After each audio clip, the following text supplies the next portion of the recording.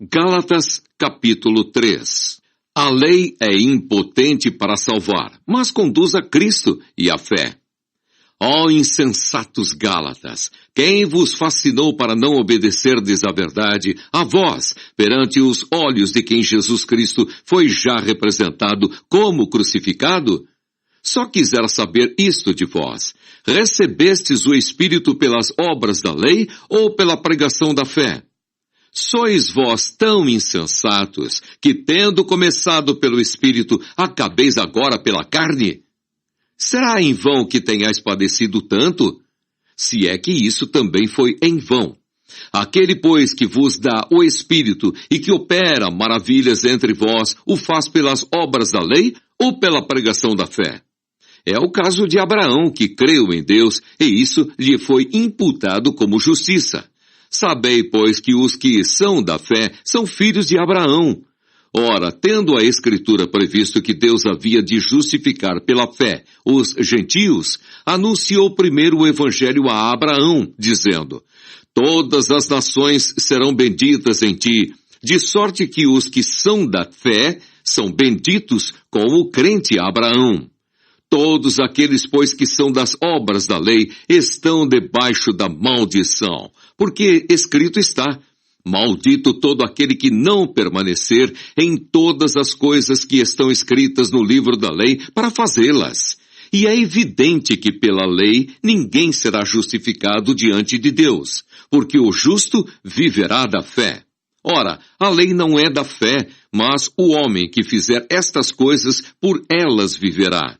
Cristo nos resgatou da maldição da lei, fazendo-se maldição por nós, porque está escrito: maldito todo aquele que for pendurado no madeiro, para que a bênção de Abraão chegasse aos gentios por Jesus Cristo, e para que pela fé nós recebamos a promessa do Espírito.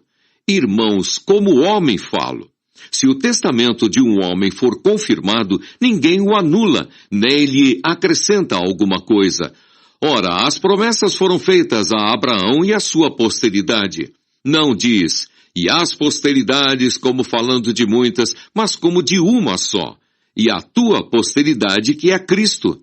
Mas digo isto, que tendo sido o testamento anteriormente confirmado por Deus, a lei, que veio 430 anos depois, não o invalida, de forma a abolir a promessa.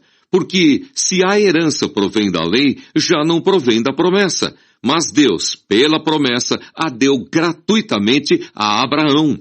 Logo, para que é a lei? Foi ordenada por causa das transgressões até que viesse a posteridade a quem a promessa tinha sido feita, e foi posta pelos anjos na mão de um medianeiro. Ora, o medianeiro não o é de um só, mas Deus é um. Logo, a lei é contra as promessas de Deus? De nenhuma sorte, porque se dada fosse uma lei que pudesse vivificar, a justiça, na verdade, teria sido pela lei. Mas a Escritura encerrou tudo debaixo do pecado, para que a promessa pela fé em Jesus Cristo fosse dada aos crentes. Mas antes que a fé viesse, estávamos guardados debaixo da lei e encerrados para aquela fé que se havia de manifestar. De maneira que a lei nos serviu de aio para nos conduzir a Cristo, para que pela fé fôssemos justificados. Mas, depois que a fé veio, já não estamos debaixo de aio. Porque todos sois filhos de Deus pela fé em Cristo Jesus. Porque todos, quantos fostes batizados em Cristo, já vos revestistes de Cristo. Nisto não há judeu nem grego, não há servo nem livre, não há macho nem fêmea, porque todos vós sois um em Cristo Jesus. E se sois de Cristo, então sois descendência de Abraão e herdeiros conforme a promessa.